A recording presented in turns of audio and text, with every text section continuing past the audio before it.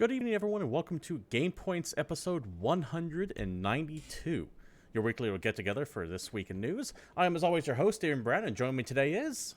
I'm David, and is it really 192? It's Yeah, not 193. I'm pretty sure it's 192. It's close enough. You guys will tell us at home. Tonight, David, we have to go into this big Batman game being teased here. Probably most substantial rumor, I guess, but they're actually showing something kind of... I love rumors. Might be Batman game. Don't know. Apparently, Borderlands doesn't need Steam to sell big at all, and I'm sure you're going to get into that rant. And what the hell is E3 trying to turn into? Shenanigans, tomfoolery. Orlo Game Man, thank you for showing up. I appreciate you seeing here. However, before we get into any of that, Yes. I want everyone here to know that this is an audience interactive podcast. So if you're watching here live Monday at 8 p.m. Pacific Standard Time here at Twitch TV/GamePoints or later over at YouTube.com/GamePointsPC, feel free to join in the conversation with any questions, comments, concerns. Try to keep it germane to the topic, but by no means feel like you have to sit out if it's a conversation you want to have. Of course, comments during live here or below are required. If it seems like I'm stuttering and stilting and He's reading. His brain doesn't do a lot of things at the same time. Yeah, it's because I'm having tech issues on my end that aren't affecting what you're seeing here, but it's kind of driving me insane right now. So while I try to figure out what's going on and why my computer is eating itself, David, why don't you talk about our shared Modern Warfare beta experiences over the weekend? Because I think this might be the first time either one of us has been all in on a Modern Warfare multiplayer game in a long time. All in. That is a strong statement, my friend. But no, there was a Modern Warfare beta that I only saw because it was in the Blizzard app, which is still so weird to see Activision games taking up space. It still is. It's been like launcher. that for the past couple years now, at least 2 years. But it is unusual still to me. But yeah, there was a game called Modern Warfare. I'm like, oh dang, I liked that game back in the day in my Blizzard, and I clicked on it, and it said play, and I'm like, oh, I'll click on that too. And then it said 42 gigs, and I'm like, I'll click on that tomorrow. And then tomorrow came, which was Saturday, and yeah, I played until level 24-ish in the beta with some friends, and that's mainly the only reason why I played it in the first place, because back in the day, Modern Warfare 2 was a big deal, at least for the people I knew at the time. That's when everybody that I knew all kind of played on the same console. Everyone wanted to play the new Modern Warfare. We all started playing together, and it is fun to play multiplayer shooters with a big group of friends. I think for me that kind of sells it. I know you're more of a single-player guy. You more focus on campaigns and storylines. And yes, I know Call of Duty is this just systemic problem of the gaming industry that won't die, and it comes out every year. But here's the thing, though. I know everyone makes fun of the Call of Duty and how it's the same thing every year and everything like that, but it's still consistently one of the biggest selling games of the year, if not the biggest.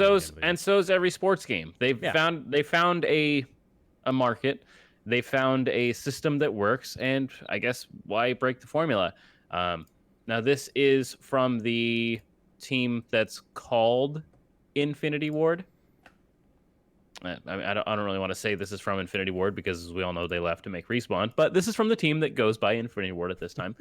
And the gameplay was pretty solid. It felt pretty fun. It's got a ground war mode that's 32 versus 32, which kind of apes the whole Battlefield vibe of, there's vehicles, although it didn't quite get there. It's fun in the sense that it kind of has some of the chaos and some of the big elements of a Battlefield game, but not quite. The gunplay, however, is always been just kind of superior. That's the advantage that Call of Duty's had. The actual gunplay is great and has been forever. It's missing some of the chaos Battlefield always has because it doesn't quite have as many vehicles, and the environments aren't as it's missing the scope. It has a similar number of players, but it just doesn't feel quite the same. And there's one thing that I've always stuck to, and that even though I do enjoy the sound design of this game, DICE has always been just masterclass at sound design in their games. And that is what always sucks me into Battlefield. So I don't know that this will replace that, but it's nice to have something to try to scratch the itch. But the last on the actual gameplay, been kind of fun as well.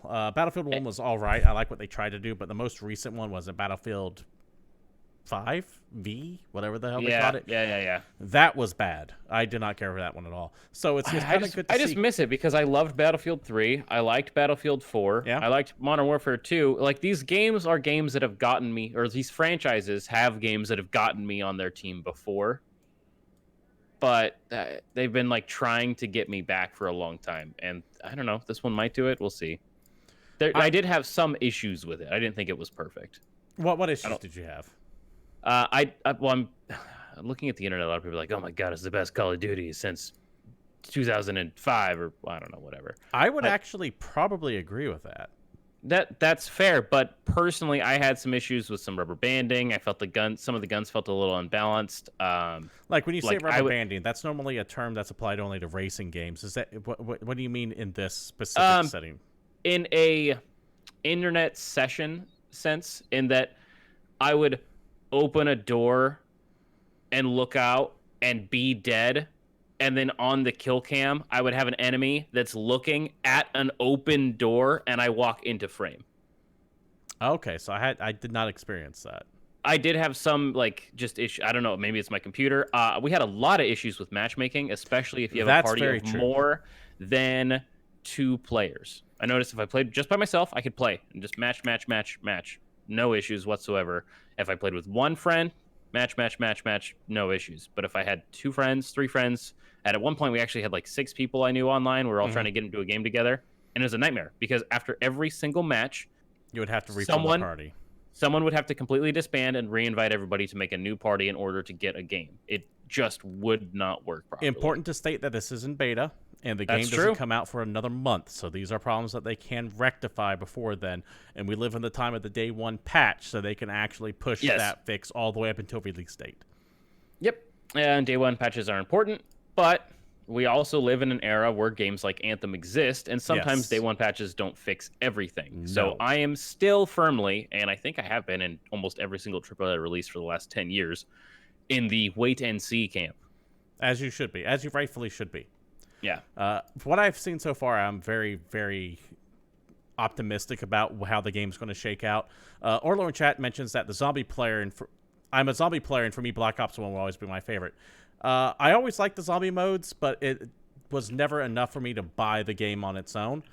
I will say, however, if you're looking for a zombie mode, I don't believe that's happening this time around. However, it is seeming very likely there will be some form of a battle royale mode in Modern Warfare. I don't believe it's been officially announced yet. So I'm sure there will be. If I'm wrong on that, please correct me. But from what I am understanding, there have been a bunch of like data miners who are seeing references to a battle royale mode in the game files. Yep. Although it is supposed to have a co-op mode.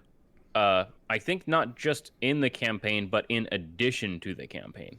There was Modern Warfare's have had I don't know about the more recent ones, but I remember Modern Warfare 2 specifically had like these joint op things you can do where it was like you and another player could go. Exactly. And they were like kind of side stories that were tangentially related to the main story. They were cool because you can have one person on the ground and someone else in like the what is it, the C-17 or whatever, it's that giant gunship.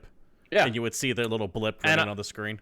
And I like that stuff. I think that stuff is really fun. Yeah, I would really like to see how that works multiplayer game design like that.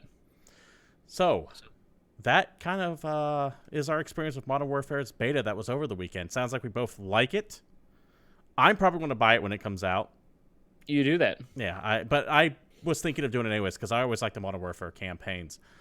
However, I totally respect and understand the feeling of wanting to wait and see how it shakes out. Let us know what you think about your thoughts if you were able to play the beta down below, or anything else related to Modern Warfare that you might want to get off your chest.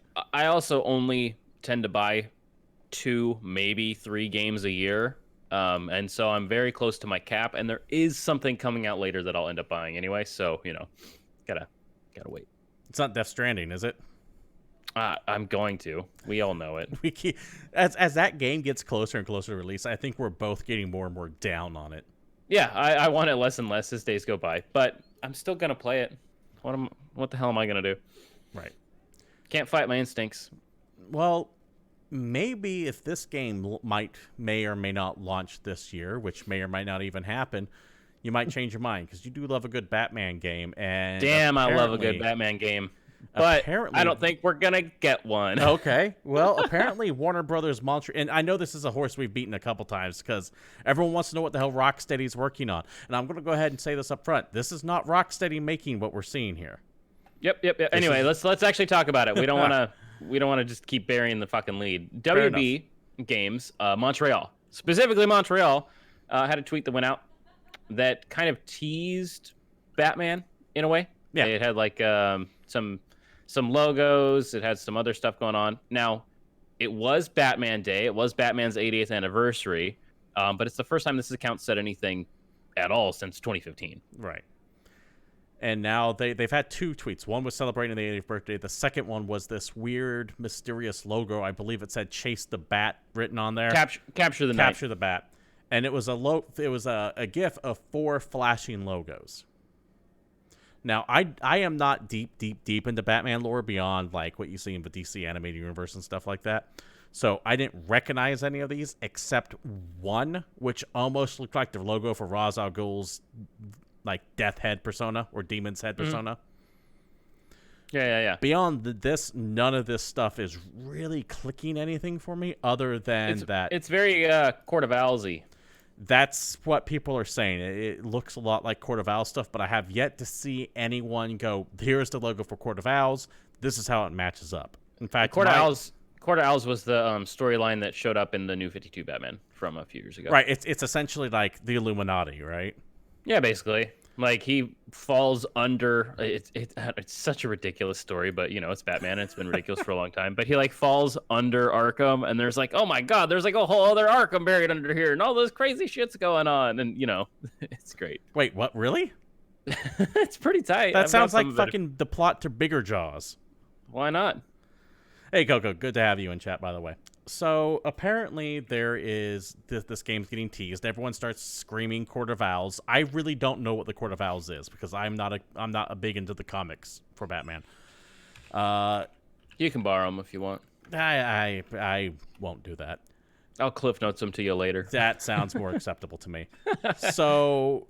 The internet just goes crazy because everyone's wanting to know what the hell Rocksteady is doing. But as I was mentioning earlier, this isn't being done by Rocksteady. This is Warner Brothers Montreal. The reason why I want to say caution on that is because Montreal did Batman Origins, Arkham Origins. And this is exactly why earlier I joked, I don't think we're getting a good Batman game. Because, if you recall, I personally have forever had umbrage against Batman Origins. Because still, to this day... September 23rd, 2019, they have still not bothered to fix that fucking game on PC. Yeah, there are some people that game is eternally broken on, and I remember them writing the dev post saying, well, we're going to stop trying to fix this, so if it doesn't work, too bad. And from that moment on, I always knew that Warner Brothers Montreal was a iffy studio to begin with. Also, for people who think there's going to be this massive tease coming up, don't get hyped for it. This is going to be a fucking tease for something probably shown at the Game Awards. Yep, I fully believe that. So expect another tweet, in my opinion, expect another tweet out over the next couple days that'll say, you want to know more about Chasing the Bat? Tune in at the Game Awards on December 12th or whenever it's coming. For sure. Or they'll have like a trailer that's got some music and then an expanded version of this logo thing and then details, and it'll have a date, and the date will be the Game Awards. Exactly. So there is that out there. You can definitely look into it more if you want to. As of right now, that we're kind of just in a holding pattern until more information comes out. And it might come out as early as tomorrow with a couple big things happening then, but we'll talk about that later in the show. David, we're going to move on to a topic that you love. Near and dear to my just cold, darkened heart. And it's not Borderlands, though the headline for it is Borderlands related. But we need to look beyond the surface level for you to get that true Schadenfreude going. Anyone that's been following along with this show knows exactly what's coming. It's something that I've been preaching and screaming from the rooftops for months and months now, and I'm just so deeply satisfied with these results. But go ahead and break the news to them, my friend. What we have are sales figures from 2K itself dealing with Borderlands. I'm going to read Borderlands 3. Borderlands 3 specifically. I'm going to read you some quotes from the press release itself. Apparently, it's doing really good, by the way. Within the first 5 days of launch, 50% more consumers purchased Borderlands 3 versus sales of its predecessor, Borderlands 2, making the title the fastest selling in 2K's history. That right there is impressive to begin with. Yes. Borderlands 3 marks 2K's highest percentage of digital sales for a cross-platform, cross-distribution title, with more than 70% of consumers purchasing the game digitally within its first 5 days of release. A couple things I want to break down on this. One, notice all the conditional phrases on that when they say that. Digital sales for a cross-platform, cross-distribution title. Whenever you start tacking in extras on there, it usually means it's probably something that was better than that, and they needed to recreate another category to show for it. However, 70% digital sales, I mean, we are now in the digital. Hell yeah, for sure. People aren't going into GameStops to buy video games. Here's where you get to do your little dance.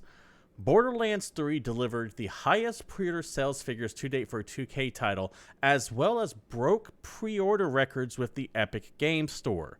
Initial sales of Borderlands 3 have exceeded the label's expectation, and, in particular, PC sales of the title through the Epic Games Store have been incredibly strong.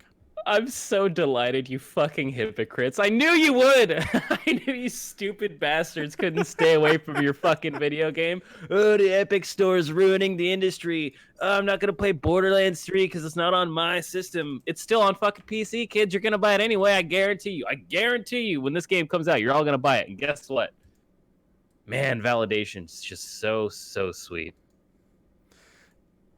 Boycotts do not fucking work because no one ever sticks to them.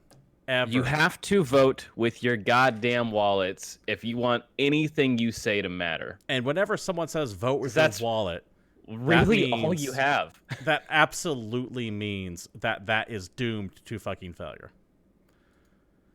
And I'm going to bring up this image, and it's going to look real sloppy. Forgive me. But there's never not going to be a time when this image is not fucking relevant. Note the image you're looking at was the group Steam list for Boycott Modern Warfare 2 because they want dedicated servers on launch. And if you fucking look at it, everyone on that list is playing Modern Warfare 2. No, to be fair, some people are not online or they're away from keyboard, and I think there's a guy playing Team Fortress. And some people, shout out to Ashmaster, he's playing Left 4 Dead at that time. No, yeah, that guy's a shout champion. out to him. Now I know everyone didn't buy Borderlands, and I'm not saying that you should have or that you were. I'm just simply responding to the just tons and tons of haters and just all the crazy quote unquote gamers from the Twitter community or online or whatever the fuck you want to call them. They got so mad at Epic and so mad at exclusivity and said, we're never going to buy this game. 2K's dead to us. And this game sold gangbusters. Now, maybe you could make an argument that specifically people like me, people that live off of spite, went out to buy Borderlands 3 just to make sure the sales number is represented, to stick it to all these other people. But if you're like me and live off of spite, you don't have the money for new video games. Because you know who didn't buy Borderlands 3? This guy. Because I didn't feel like playing it. Fair enough. I don't need to love this game in order to love what it's done for me.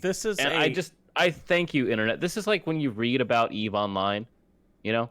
It's just like you never play, but you like reading about. It's just a gift that keeps on giving because there's these impossible scenarios that get put together by players, and this is what happens when you leave them in the wild. That's what this is like. So, thanks everybody. I appreciate you.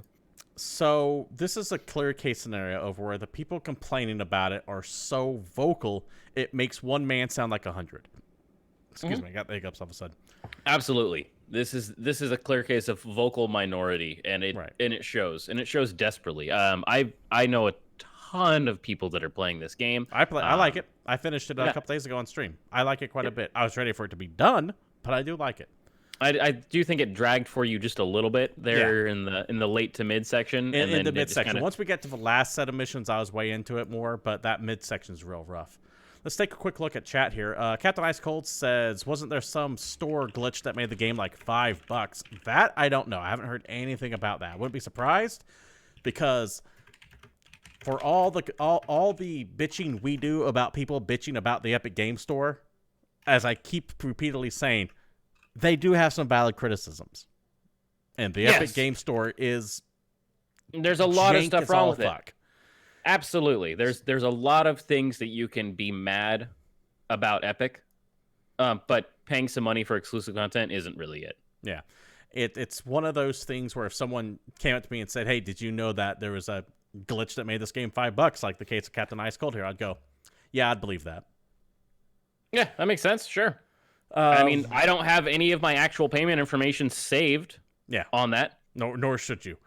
Let's see. And I use specifically like a credit card with a low limit to buy games on the Epic Store. And then I don't save the credit card information. A couple people saying they didn't buy it. A couple people saying they never played a Borderlands. Understandable. But yeah, Borderlands 3 is selling very well, showing that the boycott Epic Games people, the ride or die fucking I hate Epic Games, Steam forever, Steam for life crowd, has no power here. I only have one question for you, though, since I don't watch your streams, because why would I? No. I mean, no one does. It's all right. Please, in your personal opinion, rate the opening cinematic intros and song selections of the Borderlands games, if you would. Okay, now that you can include Borderlands 3. I'm going to have to exclude the pre-sequel because I never played the pre-sequel. 2, 3, 1. So you actually think 1 is the worst opening? Yes, because it doesn't have that same... I'm not saying it's bad. Because that Ain't No Rest for the Wicked opening is so on point for me. It gave me such a good vibe into that video game. The problem with 3's opening, though, is that it kind of requires a little bit of knowledge of 1 and 2, because and we're talking about literally the openings of the game, so I don't care about spoilers or anything like that. Whereas 1 and 2, they start off with the skag getting hit. Here, it's a bandit getting hit instead of the skag that he's like walking toward. So it's it's a surprising little chuckle, but it does require knowledge of the other two things on there. So I would say if you're just rating them on their own, a little bit less of an entertaining thing. But it's good. They're all good. They're all real good. And the music choices to Borderlands have always been fantastic. Yeah, I do like that. Except the ending credits to Borderlands 3. Oh, really? I'm not going to mention what song they have playing, but it was not... no, I did not approve at all. And I'm sure if you have finished Borderlands 3, I'm sure you all know what I am talking about. It was not what I would have picked as a ending credits to Borderlands. It just felt tonally off from everything else they've done. So, David. Yes. You doing okay there? Yeah, I'm just responding to chat. We're talking about things. So jumping to chat. Captain Ice Cold mentions, speaking about how janky Epic Store is, he likes how the competition is actually making GOG and Steam step things up a little. So, like, Steam is overhauling their UI. They've got a whole new library system coming. They got a bunch of other changes in the pipeline. GOG, those delightful, delicious bastards that they've always been, have Galaxy 2.0, which is the new version of their client, which I did get into the beta for because I just love good old games. And that's amazing. I use that 90% of the time, except for when I have to open Blizzard, because that's the only thing it doesn't link with. Because if you're not aware, and yes, I'm going to shamelessly promote something I don't get paid any money for, but hey, if you guys are listening, for hire, it's just a gaming client aggregate. So it loads in all of your games, and you can just launch everything from Galaxy 2.0, and that's all I use. I didn't know. It's so good. The only thing I have to open is the Blizzard app, so that I can play Modern Warfare last weekend. Fair enough. Because, yeah, I'm not playing Overwatch anymore. But it's great, and it's got everything. And I can even link you can link your PSN and stuff to it so that you can see all of your video games. See, that's cool. I didn't know that you could do that. I have to take a look at that. Which is really fun. I mean, obviously, you can't play things that are on console on your computer, but you can see everything. You can, like, look at achievements. You can see friends online if you have anybody that also has the client. And when you click play, the game just launches like it does from anything else. So I don't even need anything else to open. I have Galaxy as the splash screen that comes up when I turn my computer on. Yeah, I'll have to take a look. I didn't know you can go that hard into it. Yep, David, awesome. We're not done talking about Epic Games, though. Specifically the Epic Games Store. This next bit comes from ZugeEX. He is an online analyst. His Twitter handle is @ZugeEX. This guy's great. We now have kind of an idea of what Epic might be paying for exclusivity, at least for one of their games. Tons of money. Yeah. Now, as you know, Epic is big on the exclusives. They get essentially what that means is they go up to a developer and go, hey, we will pay you this much to put our game only on this store, even if that means eating the cost of things. Yep. Or paying back your Kickstarter subscribers, because they've done that. Yeah. So, from a earnings report from Digital Bros, the parent company of 505 Games, they have disclosed what they received as a payment of 9.49 million euros from Epic Games for Control. Now, Control is Remedy's newest game. It seems to be a commercial failure, unfortunately. Didn't even break the top 20 on the NPD. I mean, fucking Man of Dan outsold Control, which everyone's kind of pointing out as like a goddamn, that means Control didn't sell well at all. I would be surprised if Control actually breaks 1 million copies sold, which is tragic. Which is weird because I've heard it's really cool. Yeah, I've heard it's really fun, and a lot of people that are playing it like it. Just not a lot of people are playing it. No joke, Control actually in the last act of that game has one of the greatest video game sequences I've experienced over the past 2 years. That's rad. It's, you know, that level on Titanfall 2, you know, that level everyone talks about. Oh, ooh, yeah. It's that level of good. That actually makes me want to play it. Yeah, it's that level of good. It's specifically the Ashtray Maze, and without saying anything more, just it is really good, but it's bombing. However, it's not necessarily not going to at least make some of its money back, because they're getting paid roughly 10 million euros from Epic Games.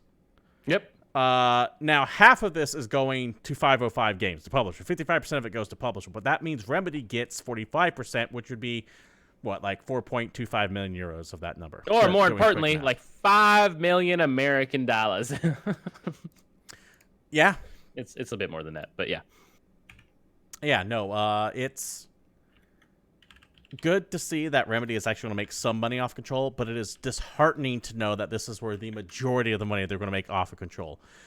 What this does, however, though, is give us kind of an idea of what level of game is getting what level of funding from Epic. Because if it's a smaller indie game, they're not getting 10 million euros. But any game that has a bigger draw than Control, say Metro Exodus, probably got more than 10 million euros. So that's the level of money that Epic is tossing and throwing out to developers and publishers. Yeah, it's kind of crazy. But what's funny is this isn't even like a drop in the bucket for them, because they got that Fortnite money, and it's insane. They don't just see. Here's the thing: Fortnite's making them a lot of money, but remember, Epic isn't just Fortnite. They are Epic. They are all those game creation tools. They are the engine. David. Yes. I know you're interacting with chat, man. I appreciate it, but I need for you to be here. All right. My bad. I'm trying to give people advice. I understand. I get it. I do. Yeah, this it's kind of funny because there's a mention in chat that there's a meme going around that Tim Sweeney already bought the game for you, so you can pirate it without worrying about harming the devs. That is kind of that's definitely something. That's why the devs don't care. That's why you're seeing some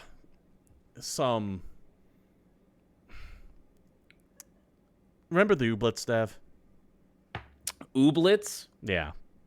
No. They were the developer that signed an agreement with Epic and then got real fucking snarky on Twitter about it.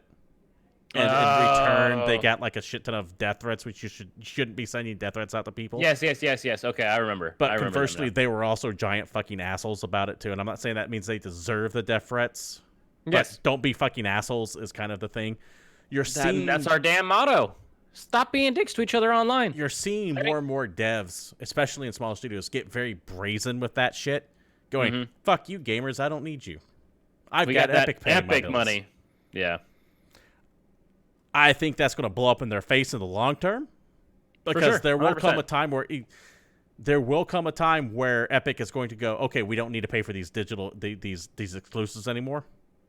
Especially the smaller ones. Yeah, they will absolutely step away, because as we previously mentioned, sometimes if we think about how much money they gave 2K for Borderlands for exclusivity, it was probably a shit ton of money. But as we mentioned, that game is also making a shit ton of money. Yes. And when the returns are better, chances are they're going to run towards that. But Captain Ice Cold in chat saying, but he says, screw the Obleds as I packed them on Patreon, never again. That's the point that I'm trying to make. Congratulations. You got your one payout there, Oblets devs. I don't remember the name of the studio. You got your one big payout from Epic Games. Do you really think your next game is going to be an Epic exclusive as well? Do you think Epic is going to pay you for that? Yeah. But remember, the internet never fucking forgets. Oh, that's very true. And while we said earlier, boycotts don't work, what does work is when you alienate your fan base and they go, okay, fuck off. Yeah. Well, because if you make the actual people that were going to play your game mad, then they're not going to play your game. And if nobody plays your games, then you probably won't be able to make more games. There's a difference between saying we're not going to have dedicated servers and coming out and saying, fuck you gamers, I don't like you, don't buy my game. Because then you have people go, okay. It's a level of confrontationalism. Yes. You can go, this is a decision we're making. Anything that's fed into the internet comes back 10 times as strong. Yeah, so if so you can go, we're not putting it in dedicated servers, and people are going to go, fuck you, I'm boycotting your game, and still play it. If you go, fuck you, I don't need you to buy it, you will then have people going, all right, then I'm not going to buy it. Yep. So that's just something you need to watch out for. And I think a lot of the smaller devs think they got some big britches going on here, going, fuck you. And I'm not going to necessarily list off a list of examples or anything like that because I don't want to start a brigade anything. I'm just using the Ooblets one because in recent memory, that was like the biggest one, the biggest controversy, I should say. Yeah, it's the easiest one to remember right now. But there's a couple of them that are doing that, and I think it's going to bite them in the ass in the end. However, for now, they are somewhat safe. Yes, for a little bit of time. Anyway, that was a fun story about about Control that spiraled a little bit. Real quick before we move to the next one, I want to take a look at chat here again real quick. Let's see. Cook for Taco says crowdfunding and death threats are like two peas in the pod. Fair enough, especially because you're giving money to someone to make something, so you feel like you're a little bit more invested in it. I don't trust crowdfunding to begin with, though, for video games anyways, because you always run into the potential Star Citizen thing. Orlo Game says, I have a dick, but I'm not a dick. Fair enough. Good use. Captain Ice Cold says, the Oblit devs are such a small team, they don't have a name, and they're like a 2 to 3 people team. Oh, yeah, I know they're a small team, but I just don't remember who is on there. I think it's like a husband and wife and then an art guy. I think so. That sounds about right. Coco for Tacos brings up a bigger case of that happening when the Xbox One released, and they said, we have a product for people unhappy with the Xbox One. It's called the 360. And guess what console generation is actively losing right now? Just fucking dumpstered. And Captain Ice Cold, just with the solid quotes, don't you guys have phones? Yeah, that's it. People will bitch about a feature they don't like, but eventually buy it. People will fucking remember, though, if you're an ass about it. If you antagonize people, it just doesn't work out for you. No. Like, man, that fucking Diablo game on phones is something that would actually apply to me, a person who's rarely actually at home or has a console or anything with them. Like, oh man, I could probably play that. That'd be fun. But those guys are kind of dicks. Yeah, they did not handle that well at all. And I will also take the stand that the dude that stood up and asked that snarky April Fool's question, that guy's also a dick. You can have multiple dicks in a room. It turns out being a dick isn't exclusive. However, Epic can't buy that. However, one thing I will absolutely disagree with what was going around in like a lot of the GARM's journalism circles was, oh, he was a dick and he deserved that response. It's like, no. He was a dick. But, well, one second, I'm about to cough. Well done. I am so sorry. He was a dick, but he's also not the professional on stage. Yes. Dicks beget dicks. I'm going to have to mute myself because I'm about to die. Or as Coco calls out politely in chat, being a dick is multi-platform. Oh, that's great. Are you all right there, buddy? Okay. Well, I think he's dying. So I think we're gonna move on, really, to something that's just completely ridiculous, but we've got to talk about, and it's something that only happens because laws, especially when you go international, are a complete clusterfuck. So All right, this I'm story's back. from. Sorry about You that. made I'm it? like tearing up. I'm like about to sneeze. I'm getting like tombstones in chat because apparently I'm dying.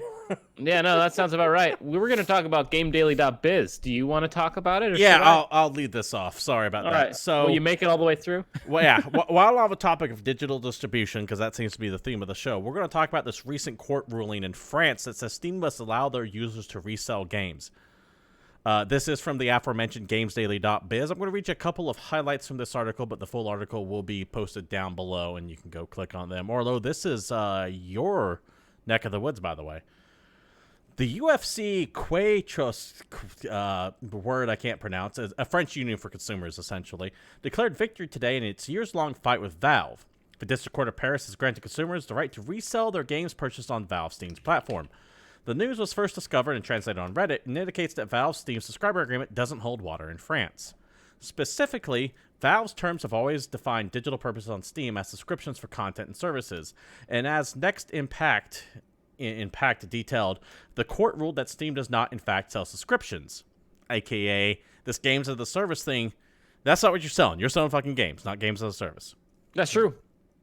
As such, digital games, what they're calling in the ruling dematerialized games, can be resold just as any physical product, the court said. Valve is highly likely to appeal this ruling, but the verdict holds that the company has 1 month to comply with this request. If it does not, it will be subject to a daily penalty of 3,000 euros for a maximum of 6 months. So, a couple things to take from this. One, essentially they're saying that games of a service aren't actually a thing. Because if this impacts Valve, this is going to impact EA, this is going to impact Activision, this is going to impact Ubisoft, this is going to impact all those other clients as well. Yep. 2, if the penalty is only 3,000 euros a day for a maximum of 6 months, that means total, if my math is right, Valve only will have to pay 540,000 euros.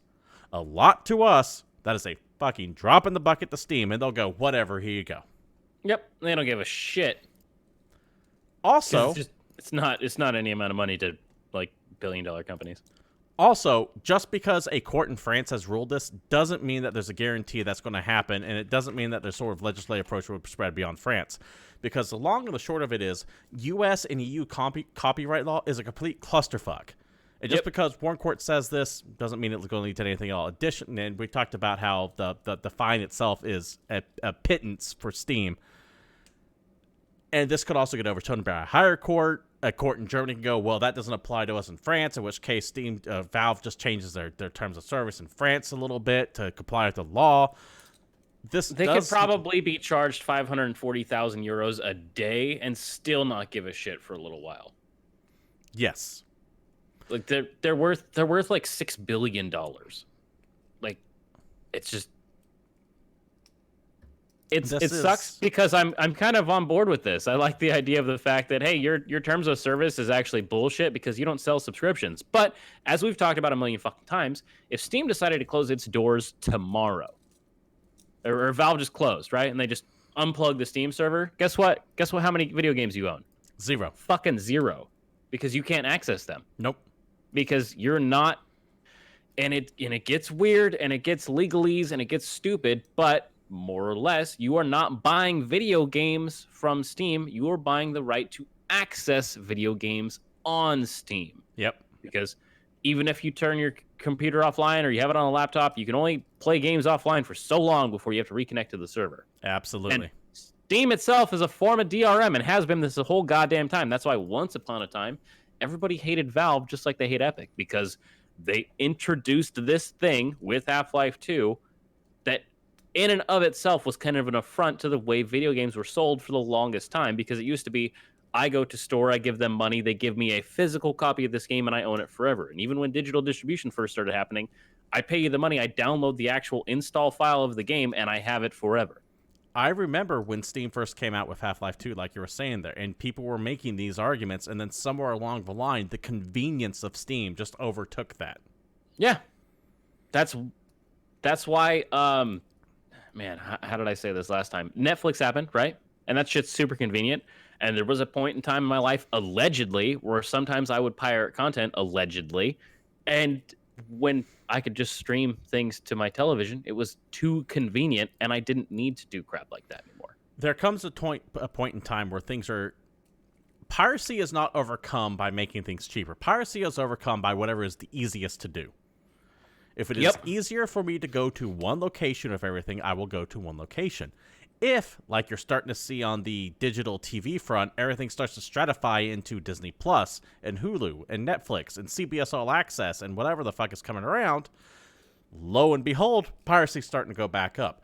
Captain Ice Cold in chat answers a question I've had for a very long time. I've always asked what happens when you die to your Steam library.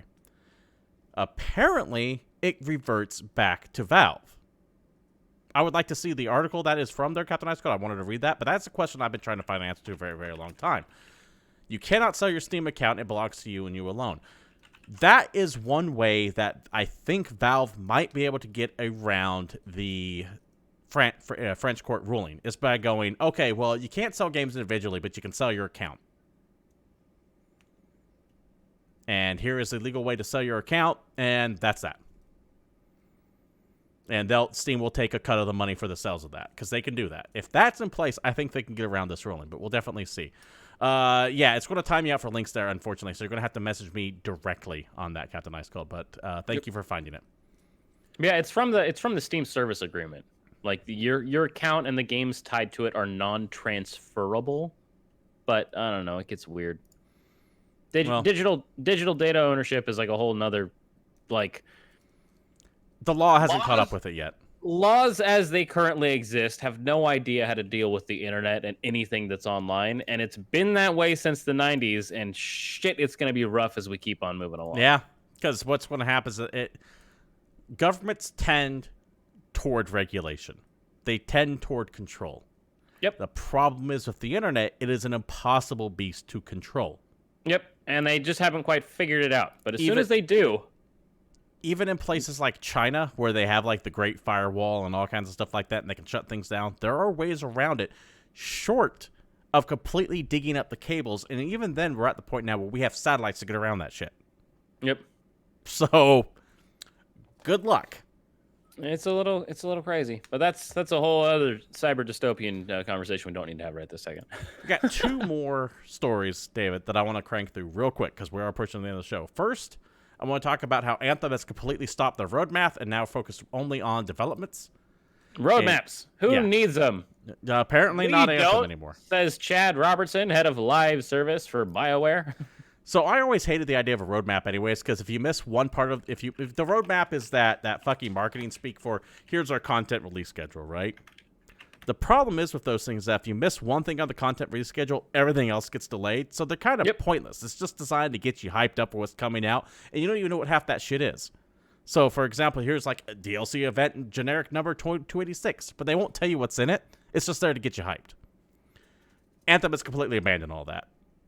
They are no longer releasing any future roadmap, no planned DLC or anything like that. They're going to be focusing mainly on updates. So from you can read this blog post on the link down below, but the point I want to focus on is right here. As I previously said, we want to be transparent with what you... Let me start over. Sorry. I'm about to start coughing again. I apologize. Here we go. Yeah, you good? As I've said previously, we want to be transparent with you that we know more work needs to be done with it to make Anthem better. We also want to ensure we're backing up our words with a great game you play. So I don't have any news today to share about the long-term changes we're bringing to Anthem. Meaning, one of two things. One, Anthem is fucking dead and they're stopping all extra content for it like they did with Mass Effect Andromeda. Remember how Mass Effect Andromeda was supposed to have like a Corian DLC that never came out and all this extra story content that was supposed to fill in the gaps? Or two, they're going to try to pull a Final Fantasy XIV No Man's Sky with this, where they kind of just go away for a year and then come back with like Anthem, A Realm Reborn. However, this is EA we're talking about. Guess which one it's going to be. Oh yeah, they're getting shot right in the face and dumped off the edge of the cliff so that they can join Pandemic and Maxis in heaven. Thanks, Captain Ice Cold. Yeah, it's... this is not looking good. at all. And I have been doing the same for Anthem for a long time. But. It's now to be optimistic in a show that's never that. There is the fact that the No Man's Sky team did go dark when all the shit show happened, right? Those guys just kind of disappeared. They're like, well, we're not going to keep releasing updates because it doesn't do anything. You guys don't need to know incremental progress we're making because we don't know if that progress is useful or not. So we're going to hammer away until we've got a video game. And 2 years later, No Man's Sky is popular again. This is a game that at one point went from, 44,000 concurrent players down to 600 in the span of a week. That happened. Yeah, No Man's Sky had a very rough launch, and they pulled their ass out of the fire. And that game bounced back to the point that fans of the game bought a billboard across the street from them that said, "Thank you." You don't get that from companies that just abandon the project. That's something that's really cool. Then obviously you mentioned Final Fantasy 14 came back, and there's been other success stories. I always love to bring up Warframe because that's a game that had no players when it launched. And after years and years and years of incremental updates, has exploded into one of the most successful free-to-play games ever. No Man's Sky and Warframe, however, have something in common. That's the only game those developers make, from what I can tell. Correct. BioWare has Dragon Age coming up. And they're not owned by an overseeing company that's traded and needs a hit. They're independent. So it's a totally different scenario, so you can't really expect them to live, but who knows? Maybe there's somebody at EA that sees the light. Like I said, I'm just being optimistic for optimism's sake. Anthem is a game that's got gameplay that's enjoyable. Maybe they can find a way to make the rest of it enjoyable. Maybe they won't, and it'll die like every other thing that EA buys. I think this is their way of quietly shelving Anthem by saying, hey, we're not going to tell you what our long-term plans are, but know that we're working on it. But we're not going to tell you what we're going to do with it. But know that we're working on it. So whenever someone goes, hey, what about Anthem? 6 months from now, they go, we're working on it. Meanwhile, Warframe's got spaceships now. So yeah, it's not looking good for Anthem. And then, David. Oh man, let's get back to GameIndustry.biz and talk about the shit show that is E3 2020. I was actually thinking of cutting this, but we'll go ahead and roll with it. Why not? No, I actually want to talk about this, so we'll get through it. Lead us off then, because I have to mute myself because I'm about to die again. The ESA, or Entertainment Software Association, who are the assholes that put on E3 every year, I call them assholes, but we'll get into it, is hoping to turn E3 into a Gamescom-like festival and add an additional 10,000 consumers to absolutely pack the LA Convention Center by rebranding E3 as a fan, media, and influencer festival. Because of course they would. Of course they would, because influencers are where money lives. The lobbying group says it hopes to create an exclusive, appointment-only activation for select attendees who will create buzz and FOMO. Now, do you know what FOMO means? FOMO is an acronym for fear of missing out. It's what Nintendo does when they go... I thought it had something to do with word of mouth, but... No, it's what Nintendo does when they limit quantities when you know they can make a shit ton more. Yeah, when they only made 400,000 Wiis or whatever. I fucking hate this. So they were constantly sold out of them. I can't stand this kind of bullshit. This is a complete and utter shit show. Anyway, ESA membership approved an additional 10,000 Gamer Badge attendees, which brings the total number of consumers on the show floor to 25,000. Now, keep in mind that last year E3 added additional attendees because they let people outside of the sphere of gaming join for the first time ever. And most of the people that go there, which are traditionally journalists and media and people that are there to see new games as they're being announced, were constantly bitching about how overcrowded and insane it was and how they could barely make it to their appointments as is. Now add an additional 10,000 people to that. Now, they're also talking about changing the schedule to have an industry-only day on Tuesday, which is normally the first day. Yeah, that's going to be enough time to see everything. Yeah, just one day for the industry, and then they all get to go home because they don't have to sit for everything else. Now, are all the conferences going to be held on Tuesday? Because probably not. And then they're going to open the doors wide to ticketed members of the general public on Wednesday and Thursday. This is a last desperate flail of a dying animal. E3 is not relevant anymore. And I am super bothered when... It's not that it's not relevant, it's that it's unnecessary. No, that means it's not relevant. If it's not necessary, it means it's not relevant. No, that's fair, but... Oh, you go ahead. What drives me nuts is I see other industry people going, no, E3 is still relevant. It's not. It's absolutely not. Because if it was still relevant, you wouldn't see bigger and bigger publishers pulling out. You wouldn't see this rebranding. E3 is fucked. Publishers can reach out directly to influencers now and hold their own events. Sony can do state of plays. Nintendo has their direct. Xbox admittedly had their stage show last year, or this year, I should say. But they have their Inside Xbox thing going out there. More and more people are going, why the fuck should we pay when we can pay the ESA to do something at E3 when we can take that money, literally spend just like a tenth of it?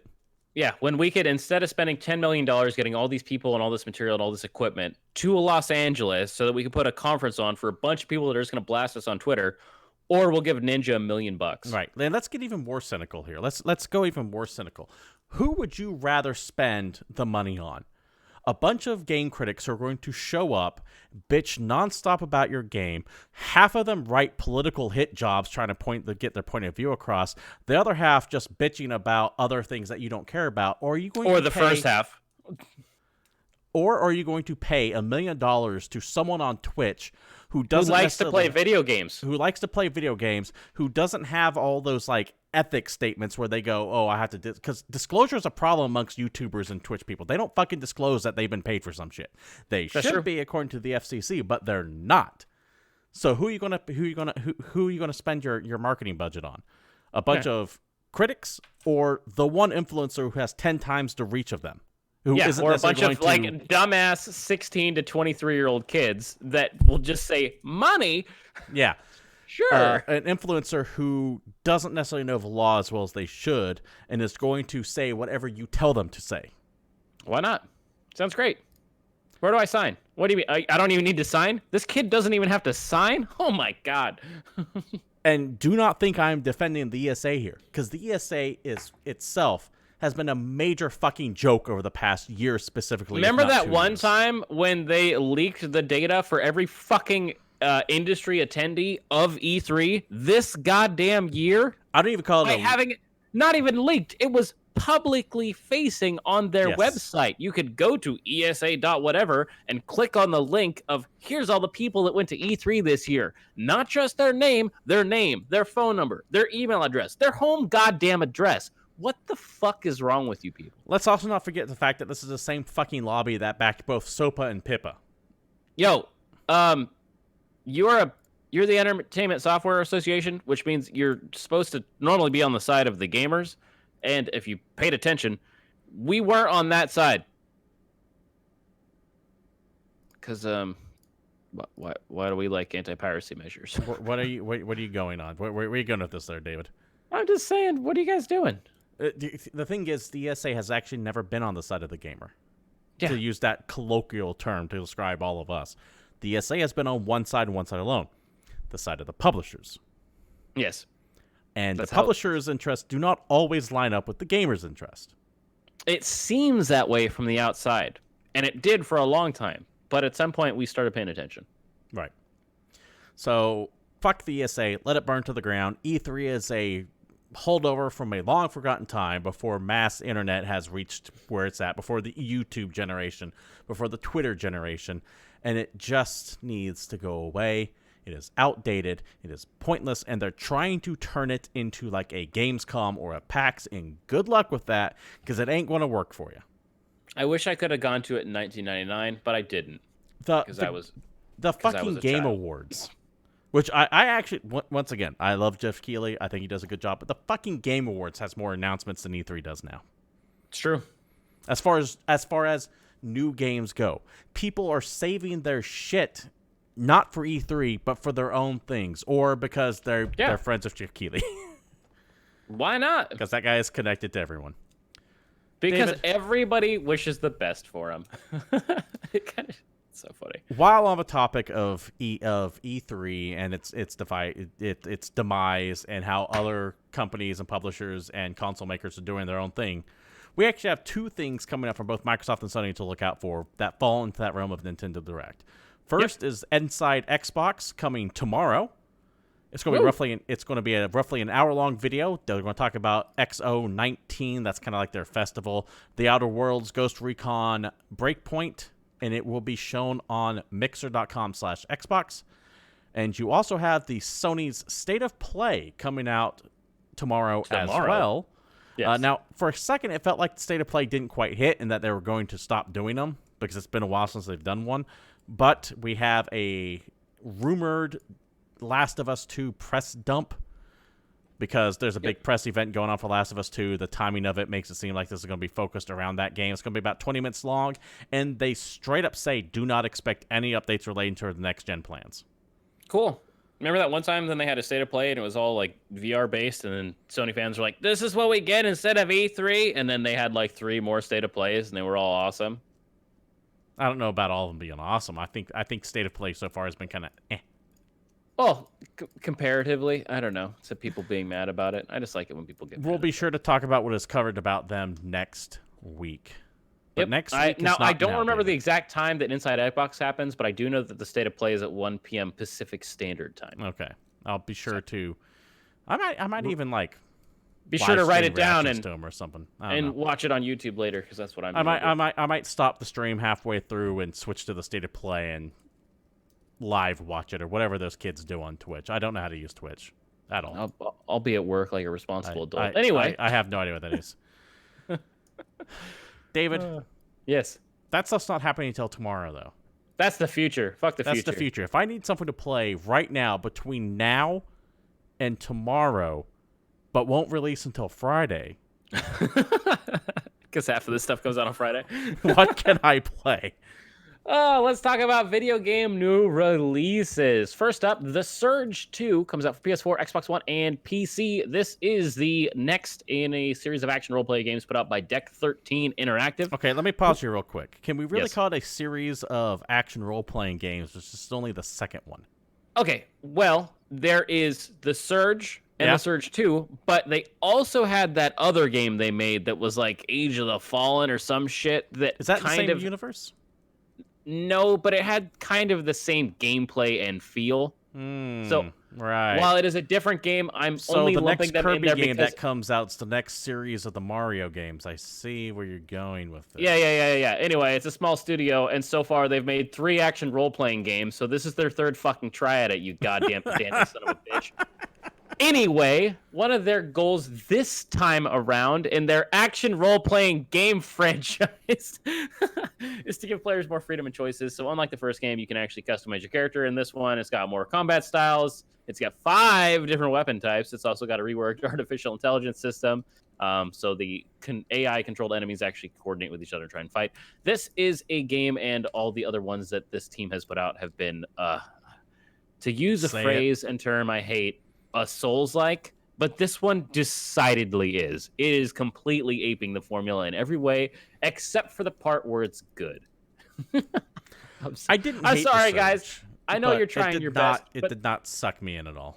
It doesn't scratch that same itch. It's something that uses the fundamentals, but doesn't have the same hooks and polish. Now, I know Dark Souls wasn't a perfect game, and Blighttown is a thing that existed once upon a time at 12 frames per second, but still there was like that little shiny gem of magic in those games.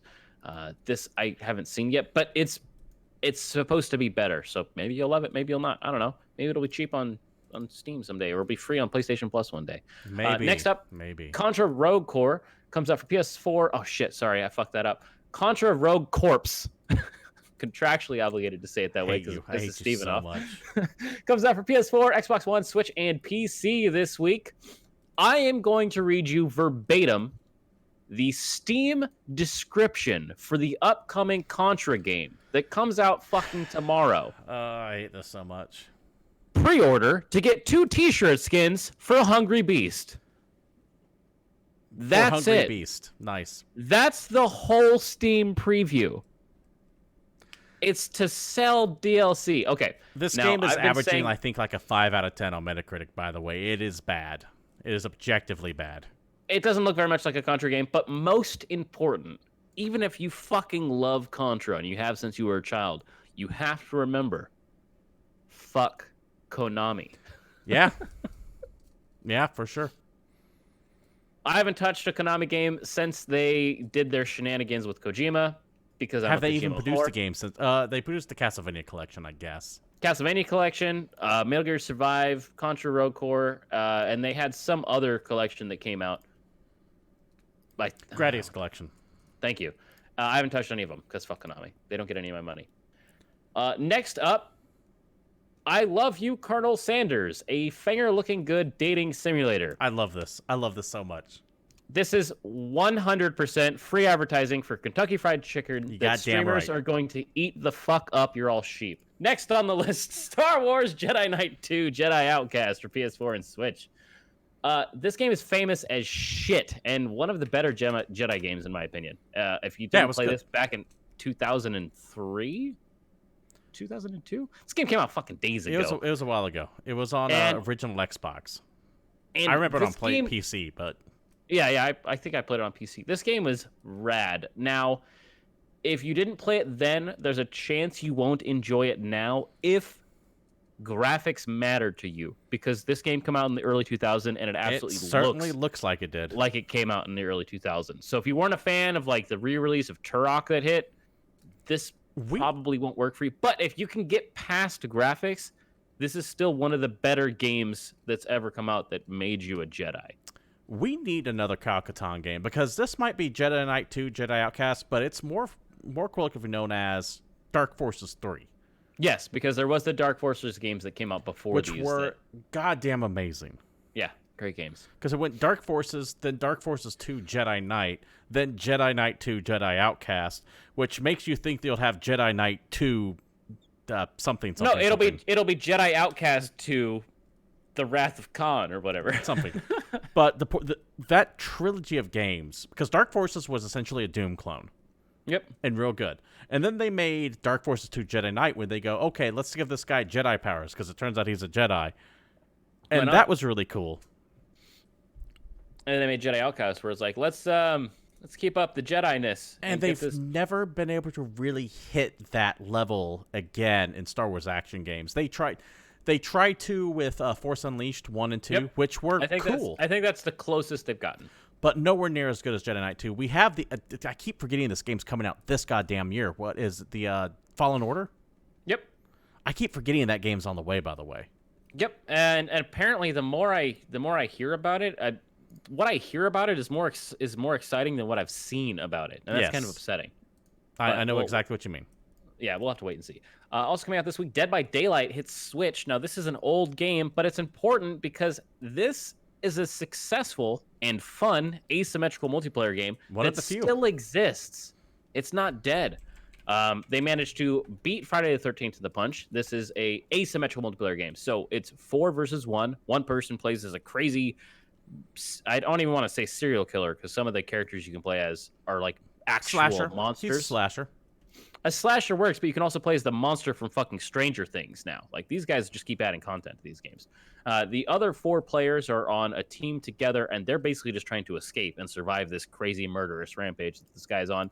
Everybody kind of has different abilities. You have to team up. You have to talk to each other. You make noise. You're trying to turn on generators so you can get the fuck out of this like complex that you're stuck in.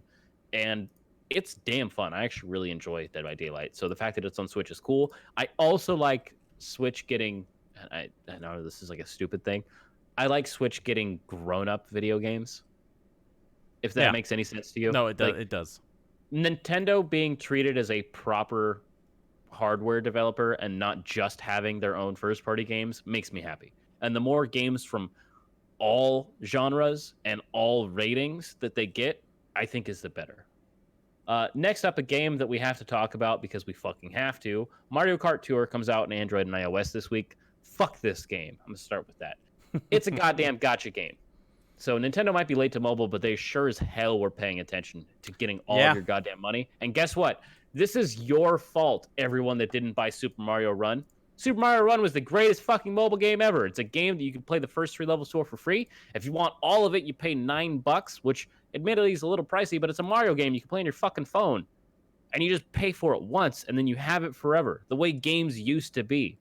No one bought it, so they're like, okay, let's do gacha games with loot boxes and microtransactions and all the shit that we know makes money in mobile.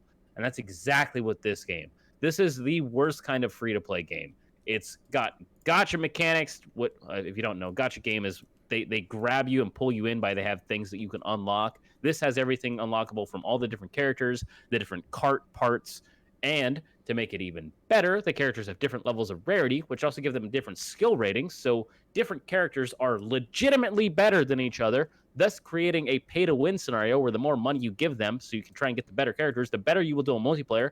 And finally, the worst fucking thing any mobile game's ever had, a goddamn stamina meter. Yep, sure enough, you cannot play this game as much as you want because you got to pay that fucking money if you want to play any more than 3 minutes or 3 races or whatever the fuck. Anyway, fuck this game. Fuck Nintendo Mobile. But yeah, Orlo, it's like Animal Crossing Pocket Camp in that regard. I'm so flipping salty about this. Like all the big publisher. Yeah, I can tell. Game, you're like legitimately upset at Nintendo doing this stuff. Just pisses me off.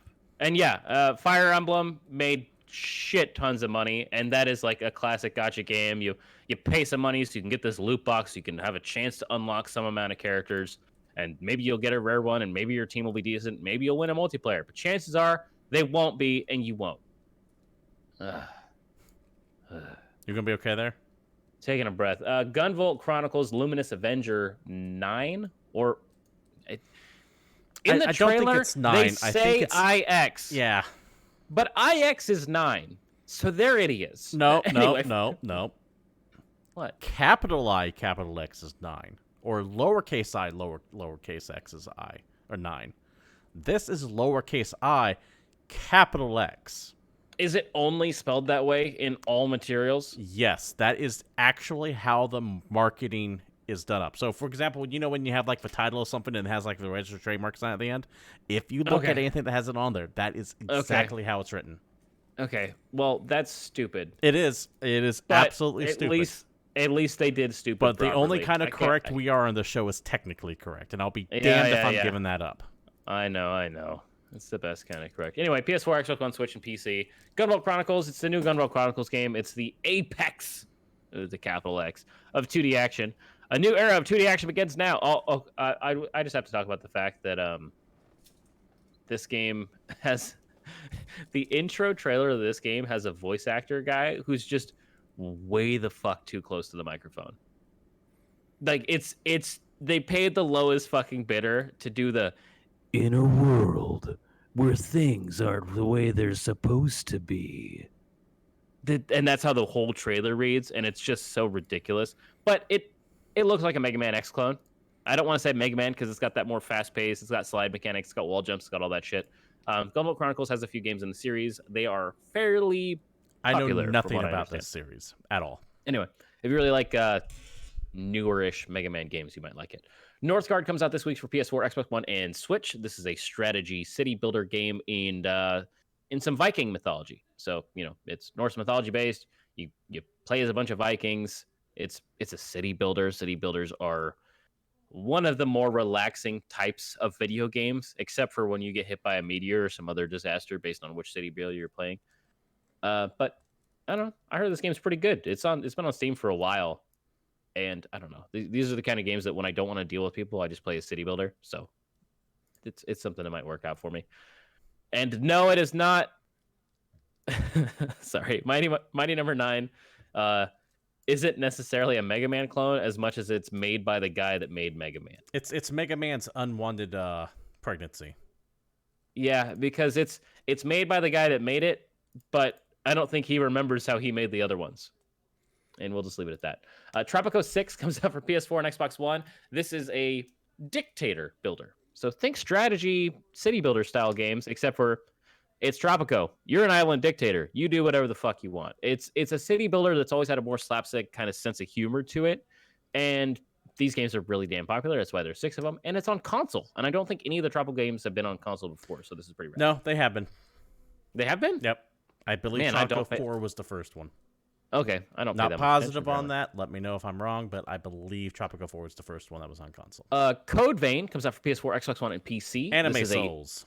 Bandai Namco produced Anime Dark Hunter is actually what I've been calling it, because while it is very much a Souls-like, this game actually lets you party with people, like straight up party with people, from what I understand.